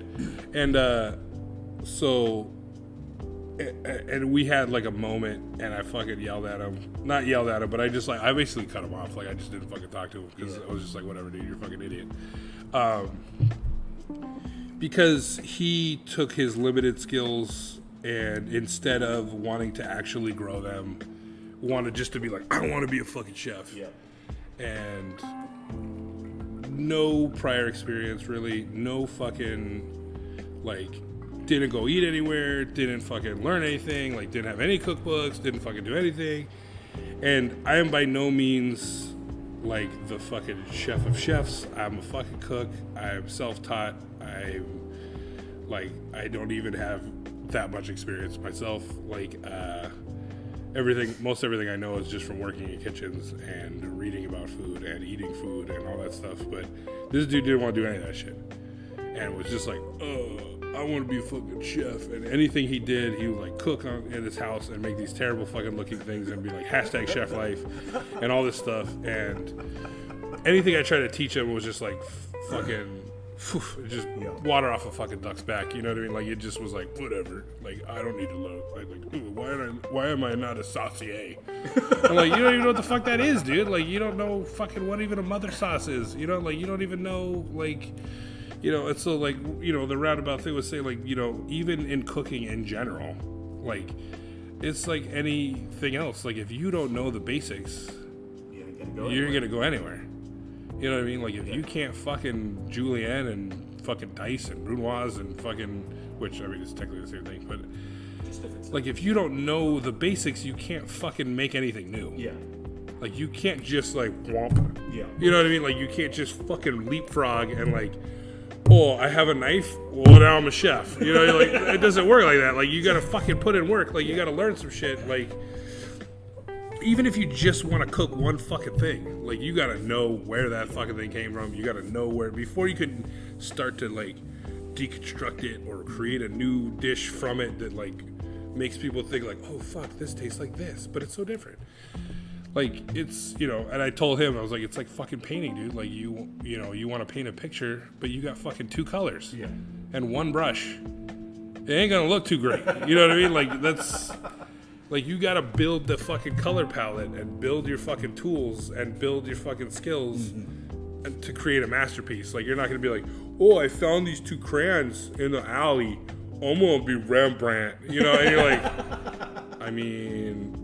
Basquiat maybe, but like not Rembrandt. Like you're definitely not gonna be fucking painting any masterpieces. You know, like that's just not how it is. And like if you don't know how to fucking make bechamel or make fucking red sauce or make fucking anything, like how do you expect to fucking cook something else? Like and just jump into the fucking boat and be like #chef life. Like I've had my fair share of people like that too, working with them. Like I am saying like you by no means like a chef, like a chef of all chefs or anything. I'm still learning. Been 10 years in the industry, still constantly learning. And I feel like if you're not constantly learning, if you block that off, then like you said, you're never gonna improve. If you just, I think that's a problem though. Like especially when I went to culinary school, there are so many fucking young punks who thought just because they had a chef's jacket, they were like untouchable. Yeah. And stuff like that. Like that, I hate chef coats because they're uncomfortable. Yeah. But in me coming up and like be in kitchens and stuff like that, that was the one thing like you fucking earned it. Mm-hmm. Like nowadays, it's very commonplace to go into a kitchen and then like that's just a uniform. Like they just here's your chef coat. Like you wear the fucking thing. Yeah. Which even I mean it's commonplace because.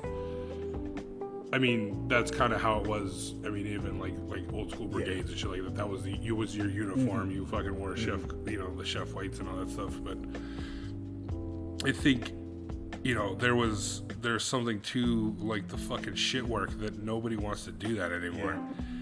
That like they don't understand that like the fucking grind. Mm-hmm. Of peeling fucking 50 pounds of potatoes or fucking cutting 50 pounds of onions or fucking that's not like dude why am I not fucking sauteing, like why am I not fucking spoon fucking basting steaks with rosemary and fucking on the thing, because you ain't fucking earned it, dude. You know what I mean? Like, You're gonna if burn this... that butter. That's why. And it's a... yeah, you're gonna... Because you fucking don't know what you're doing. You're gonna fucking burn that shit. But, it's this whole thing of, like, and this is another edge of that sword of, like, the food channel and cooking network and on those things and, like, YouTube fucking tutorials and all this shit is that quick, easy fucking learning. You know what I mean? There's just some things you can't learn it. You know what I mean? Like, you have to fucking put your fucking time in and get in there and fucking work your way up. You know, like, however you do it. Because you just can't, like, some people can learn how to cook, but will never be good cooks because they don't understand it. And it's just not, like, I do believe that part of cooking is like an innate ability. Yeah. That it is a skill you're somewhat born with, like knowing flavors, being able to taste stuff and shit like that. You can learn that stuff. You can learn those things, but it does not make you able to cook well. You know, that, like, and I think those people become like food critics because, like, they love food and they can fucking take it apart and they know what's in it and they can taste the flavors and they can appreciate the food, but they're just like, I'm just not a good cook. Like, and for those people that just like, oh, I'm gonna learn, like, for the home cook, yeah, that's all good. Like, you want to learn how to cook something, dude, fuck it, dude, you pick up a cookbook, fucking go on YouTube, learn how to cook something. But, like, for somebody that's like seriously like, I want to be a chef and that's their ultimate goal, then you need to fucking start at the bottom. Yeah. Because as a chef, you need to know top to bottom what your fucking kitchen is doing. You cannot just go to fucking... I mean, going to school, that's part of it, you know what I mean? But even if you go to school, like, you need to fucking, like... Like, Anthony Bourdain has a fucking great... He did a great, like... I don't know if he was talking to students or talking to somebody. Yeah, where he's like, this is not the life for you if you don't like... Yeah, like, he's saying, like, basically it was like, if you want to go to fucking culinary school, if you want to fucking be a cook, like, just get a fucking job in a kitchen. Just go to the fucking Olive Garden. Go to fucking whatever. Go to some shit fucking restaurant. Just get your foot in the door. Work there for like 6 months to a year. And then fucking decide if you want to be in this business. Because even those shitty places, like, you're going to find out what it's like to be on the line. What it's like to be in the fucking rush. What it's like, because that's the shit that you're like, nobody fucking talks about. You know what I mean? Like, they just see fucking Bobby Flay or, you know, fucking Guy Fieri on the fucking shit, and it's like, oh, they're on TV. Oh, cool, I want to be on TV. I want to be a cook. And you're like, yeah, but even those dudes who, like, don't garner that much respect nowadays, I mean, especially Guy Fieri, but they did spend some time in the kitchen. You know what I mean? They fucking worked their way. They staged and they fucking went to culinary school and they did all that shit. They didn't just like, oh boy, I gotta cook now. Ta-da! Open a restaurant. Like, it didn't fucking happen like that. Like, that's just not how it fucking went, you know? Like, but, you know, and the culture is like leaning more towards that fucking quick fix thing. And I think that there's just some things that they can't be like that. They need to be antiquated. They need to be like, you gotta earn your fucking stripes. Yeah. You know, like fucking like tattooing. Like, I think that's another one that, like, start at the bottom. Fuck, dude. Yeah, like, I mean, I am heavily tattooed. I have a lot of fucking tattoo artist friends. I've been getting tattooed for years. It's another, like, one of my passions. I like getting fucking tattooed. But it's like the same thing. Like, we're like, they're like cooks and tattoo artists and like fucking even like musicians to like a certain extent, like all those like artsy fucking things, like maybe not all the arts, but like a lot of those things, like you need to fucking put your time in. And like, I know the tattoo shit, there was a lot of fucking guff. The dude who started like the tattoo school and was just like getting dudes in there and like, we'll teach you how to tattoo and fucking bang it out and then you can open a shop. And I was like, whoa, dude, like, well, you're not fucking like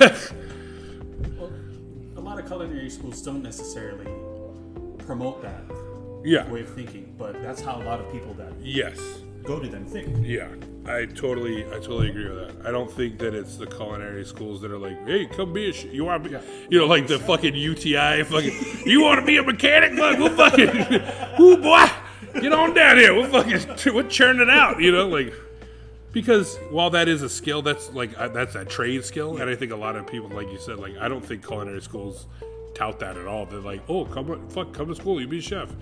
Because I think even if you go to school, you still need to fucking bust your chops in a fucking kitchen. Like, because when I was coming up, they didn't even fucking hire culinary students. Really? Like, a lot of the places I would apply for and when I was working at, it was like, we want experience. We want somebody that's fucking worked in the kitchen. Yeah. Because going to school is going to school. Yeah. You know what I mean? Like, even, I'm sure there was like accountants and fucking whatever that are like, well, I went to accountant school. And they're like, yeah, but have you ever worked as an accountant? You know, and they're like, sorry. Oh, definitely. You know, like, we want at least a year experience of you fucking working in a kitchen, because it's a different fucking animal. You're not, while you're learning to cook and learning recipes and learning the basics and learning knife skills and all this shit, you're not learning what it's like to be fucking shit deep in tickets and fucking getting fucked on the line. No, dude, yeah. You know what I mean? So that's like a different fucking animal. It's a different fucking thing, you know? Like, and I mean, I'm sure, like, accounting, like, I'm sure it's a fucking thing. Like, yeah, sure, you went to accounting school. You ever been through tax season, motherfucker? Like, you know, like, it's different. Like, that's a different fucking thing. So, yeah, I don't think that those schools promote that, but that's what that tattoo school was doing, was that, like, tattooing has the history of, like, you want to be a fucking tattoo artist, you're going to find somebody and prove to them that you're worth their time to fucking mentor you. And then you become their apprentice, and then you're literally doing nothing fucking work for probably, I would say, at least a year before they're even letting you fucking, like, stencil shit. And, like, then even then you're like, yeah, you're setting it up, you're learning the fucking basics, you're watching what they're doing, you're fucking soaking everything in, you're fucking sweeping, mopping, cleaning, taking out the trash, being a fucking bitch, like, doing all the fucking grunt work. And then they're like, okay. Like, that's the proving point of that. I think that you're showing them, I'm willing to do whatever it takes to fucking learn. You know what I mean? Like, it might not have anything. You know, it's like that whole fucking wax on, wax off shit. It's like, well, if you don't want to wax this fucking car, then I want to teach you how to fucking do karate. You know what I mean? Like, you fucking wax that fucking car, wax that fucking thing. And, like, you're cleaning the station and setting up the station. You're learning what you're going to be fucking doing every day. When you get a new fucking client, you gotta sterilize the station, you gotta fucking wrap the station, you gotta put out the ink, you gotta put out the fucking little caps to pour the ink, you gotta get everything fucking situated. All that shit work is all the stuff that comes along with being a fucking artist. You know what I mean? And then now that I proved that you could see all the shit and all the bullshit that we do, and you still wanna be here, now I'm gonna fucking teach you. And it's the same way in the kitchen. Okay, you wanna fucking be a cook? Peel all these fucking potatoes. And then clean this fucking room. Spotless. And then after that, peel all these fucking potatoes. You know what I mean? Like, if you can fucking do this, and then while you're doing that, you're learning knife skills, you're learning fucking different cuts of meat, and you're learning fucking different shit like that. You're learning all that stuff and if you get into that and you're like, this is fucking grunt work, this is fucking bullshit, I want to be on the line cooking. Well, you're not ready. You don't want to do it, because if you can't do this and show me that you're like, I'm gonna do this because I know what's at the end of this fucking tunnel, I know that this is getting me to the end, then you're not fucking worth teaching. You know what I mean? And even in the kitchen we're at, it's a great learning kitchen. We're not doing, like, we're not fucking breaking the molds. We're not fucking shooting into the future with our culinary prowess. Like, it's a good kitchen. We're proud of what we do, and we do it to the best of our ability, the best of our kitchen fucking ability, our kitchen constraints and all that shit. And if you can come in there and just learn the basics and do it, then we're totally willing to teach you. You know what I mean? But if you come in there like, ooh, I'm not doing this. Yeah, fuck yeah, you do. You know what I mean? I started off in the dish pit. You know? Same. Yeah.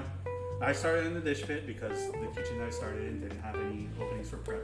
And I was like, well, I'll take whatever you have. It's like, dish pit, busboy. We're like, who are the people that... Yeah, bus it.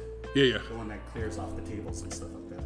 I started there, and then whenever I had a down moment, I would just watch what they were doing.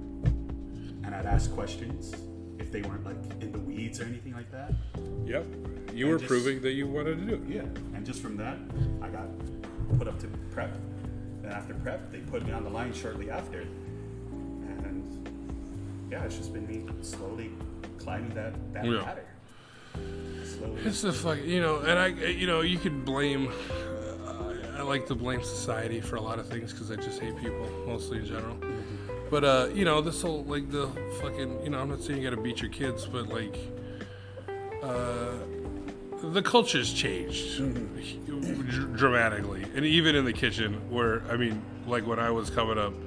You got fucking yelled at. Like, nobody gave a fuck about your feelings. Yeah. And you fucking, oh, yeah. You know what I mean? Like, it's just like, and nowadays it's like, oh, God, you're fucking violated my rights. Yeah. When it was like, that was just how it was. Like, you were getting fucking trained.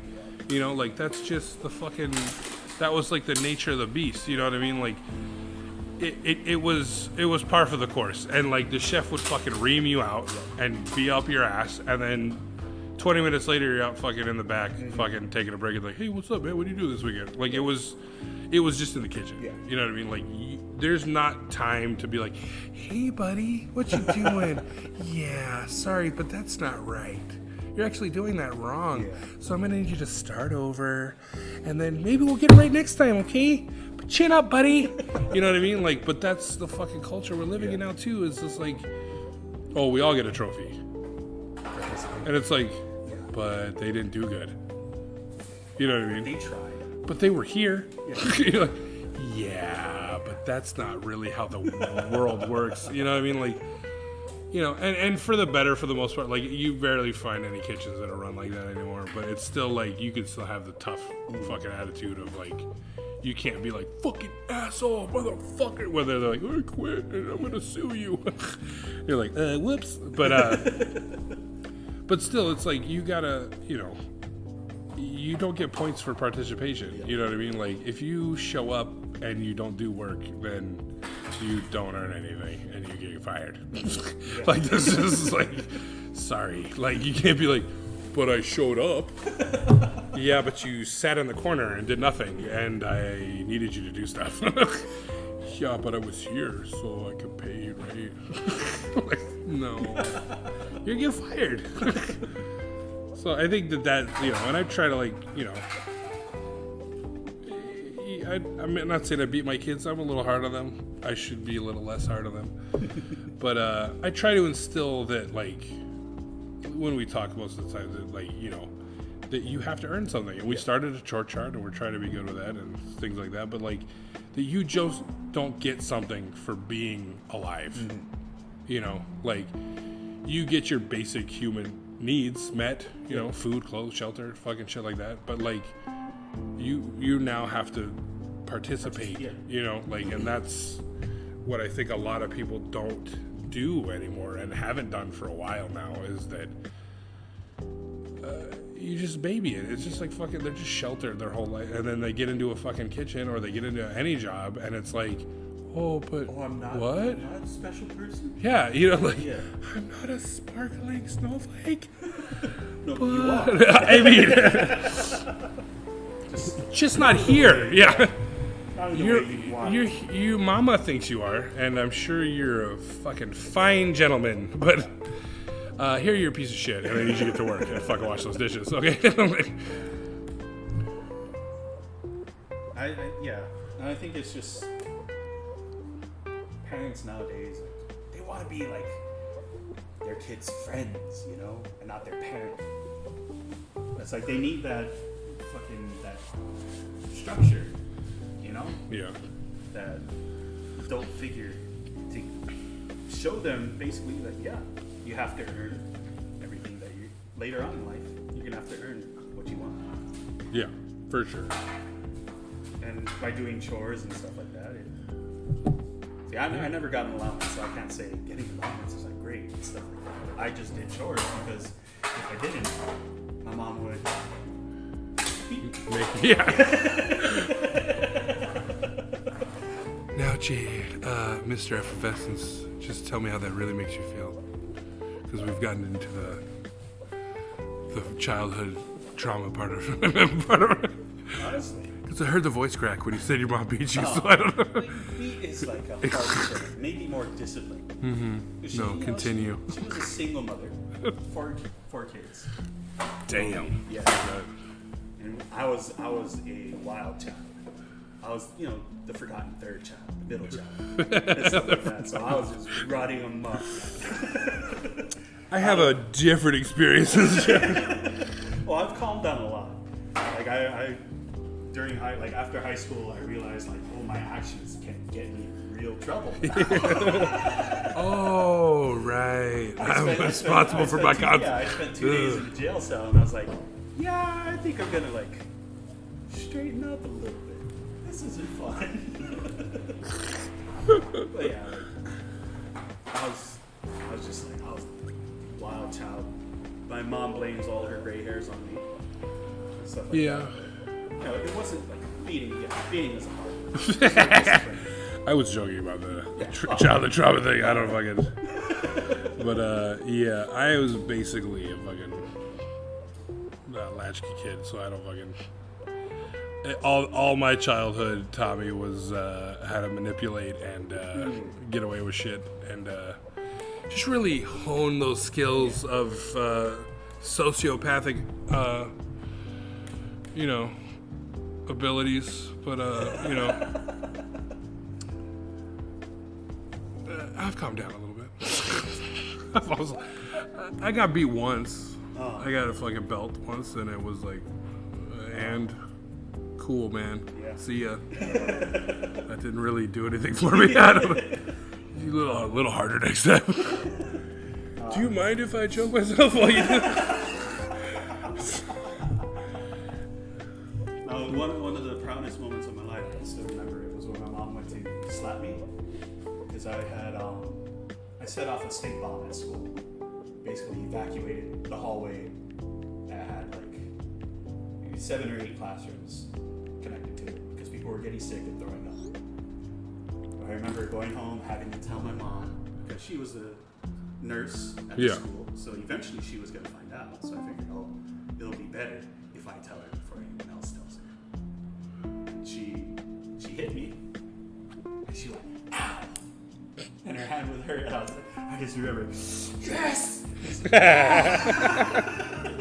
Ooh!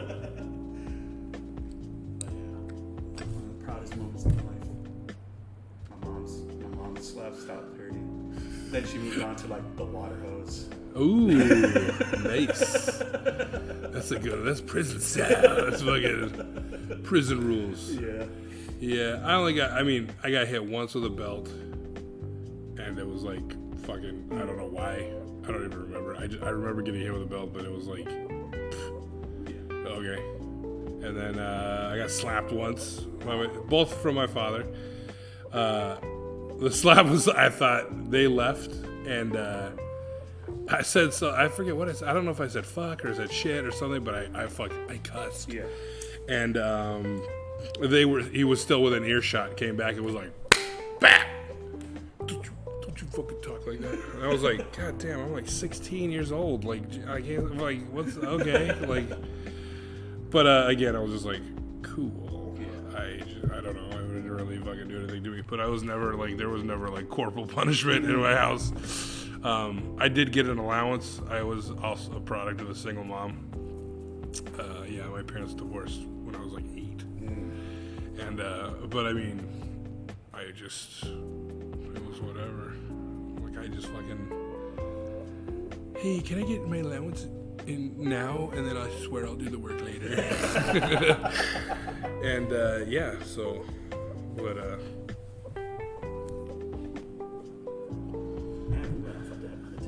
fuck yeah, that was a super tangent. That was. Maybe I think you're right. We're getting too serious. Bro, don't bring up a childhood. A childhood, man. Fuck. But all these memories. My childhood is where I discovered my passion for cooking. Yeah. Because even though my mom, single mother of 4, she always found time to cook for us. And I was always in the kitchen watching her. Yeah. And mimicking her and stuff like that. And just from then on, just constantly wanting to learn more, how to cook more. And yeah, I think that's really where it started. Seeing how my mom really everything all right there, Colin? Yeah. You're showing up way better. So sorry about the first hour and 40 minutes of this Damn, is it that long? of this podcast. Shit. If Mr. Effervescent is not so loud. We've had some technical mic difficulties where may have not pushed the right button. But yeah, so we got another hour and 40 minutes where he's gonna be fucking crystal fucking clear. So fucking strap in, motherfuckers, because it's on now. No, you were showing up good. It just like it was low, and so I moved it closer to you. You were getting still picked up, but okay. Probably not as clear. We'll check that in the editing bay. See what we can do. But if it's not that loud, then fuck. This is gonna be a sad podcast. Yeah. Because it's gonna mostly be my mumbling fucking low voice. And we covered some ground, and a lot of too, giggles. We covered some ground. Fuck yeah. No, I mean you were, like I said, you were still showing up on the thing. You can still hear you, but I think it might be like you might sound farther away than you actually are. Okay. But just listen real close in a dark room. Light those fucking candles and pour yourself a glass of fucking malt liquor. Get in the bubble bath and let the soothing sounds take you away. And listen real hard for Dizzy because he might not be as loud. And you crank that fucking shit up in your hi-fi, man, because like people are gonna listen to this on real fucking radio. But crank up your Spotify. Yeah, that's where my passion for food started. Watching my mom. Yeah. She was always happy to do it. You know, even though when she came home tired as all hell, she was always happy to cook. Salt of the earth shit right there, man. You gotta give it up to the single ladies. Yep. You know what I mean? And even the not single ladies. My wife does fuck, dude. She's a fucking trooper. Man, she deserves everything. And,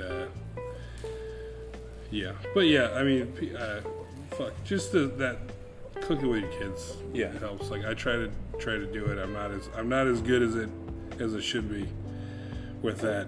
But even with your schedule, it's probably but difficult, even without it, like there's time. You know what I mean? And I don't take advantage of it, which I should take more advantage of it because they fucking love it. And you can see like just that interaction. Yeah. You know what I mean? Like even if they're watching me, like even if they're just hanging out while I cook and I'm not fucking teaching them something, like they just love being in the kitchen and hanging out with fucking, you know.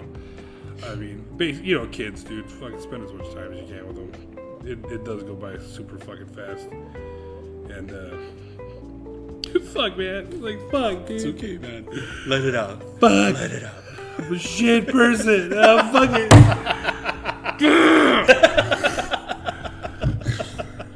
Fucking microphone. No. Yeah, but I mean that's fuck for me too, dude. It was like fuck cooking when I was a kid.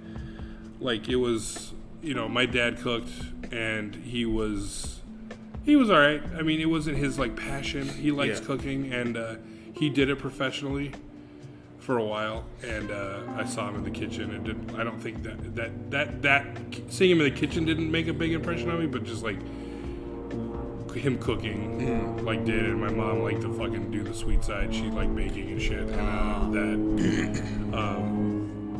because she was not a great cook as far as savory goes. And my wife likes to talk about that because it's funny. Like the dishes when you were a kid, and like we would watch cooking shows or like Top Chef and shit like that, and they're like, make a dish from your childhood, and it's always something like, oh, my grandma used to slow cook this fucking shit and it was so good, and my mom did this, and my mom was such an inspiration, and my mom was like fucking hot dogs and potatoes covered in cheese, fucking tuna casserole, and like, she fucking worked, and and it was a lot of boxed stuff, but she did bake things, like she fucking bomb ass pecan pie, shit like that. Like she liked baking, like baked goods, but not so much a fucking cook, like as far as but that probably your passion for baking probably stems from that. For sure. And also baking is like a soothing, like it's very, going, like being a cook, it's like you can fucking throw together anything. And you're kind of doing it like, yeah, you have a recipe, maybe you don't. You fucking put it together, tasting, it's good, yeah, fucking boop. But like, baking, it's gotta be, you don't know until it's done. So you gotta make it as fucking good as you can, and precise as you can, because then it's in the oven and you're fucking fucked. If it's bad, it's bad. If it's not, it's not. And there's not as much fucking on the fly thinking. It's very like you have to be super focused and like have your shit measured and have your stuff, because once it's in there, it's in there. And if you fucked up, then you'll know it's gonna come out lopsided, or it's gonna come out fucking fucked up in some way. It's gonna taste like shit, or it's gonna look like shit. But that's that's baking. That's why it's fun. That's why it's cool. It's like it's the process of like kneading dough and like doing all that shit, and like the little that making a fucking thing of bread taking fucking like a day and a half. Knowing when to stop kneading. Yeah, like knowing. Too. Yeah, like definitely like, and that's definitely one of those things. Like you gotta just do it. You gotta do it. Absolutely. And like even like cooking steak and fucking shit like that. You could use a thermometer. You could use all that shit, but like touch is still gonna be like the best. Because shit's different shapes and shit's different fucking textures and shit's gonna fire burns different, like natural gas and propane or fucking wood, or like like it's all a different fucking animal, but that meat is always gonna feel the same when it's not, or when it's to the temperature of your liking or whatever. But don't fucking order shit well done. God damn it. Just leave. The cow's dead already. Medium rare. Medium rare. If it's a really good cut, I like it blue. Oh yeah, I love me some raw meat. Oh yeah. Fuck yeah. Primal as fuck. Yeah, bitch. I done kill that animal with my teeth. Yeah, medium rare. Yeah, I'm a mid rare. That's a good. Well done, it's like desecrating a corpse. Yeah, well done is for chicken. You know what I mean? It's the only way. It's the only way. Unless you're in Japan and you can get that black fucking chicken, you can get that sashimi. But I still like, thinking about that, it's just like, my friend was just in Japan and he got some and all that stuff. And for me, it's like the texture of raw chicken. Yeah.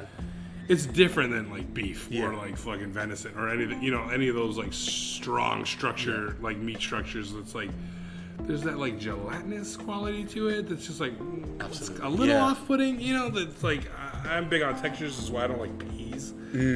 I'm not a big pea person because I just like the fucking like, the mushiness. Yeah, I don't like the capsulation of like the peas fucking skin and then the mush. I don't know. But yeah, just like thinking about eating raw, like handling so much raw chicken, you're just like, I don't know. I'd rather have it cooked. Like, maybe I'm wrong. I don't know. Maybe I'll go to Japan and fucking eat fucking raw chicken and be like, oh shit, my life is fucking changed. I love Jell-O.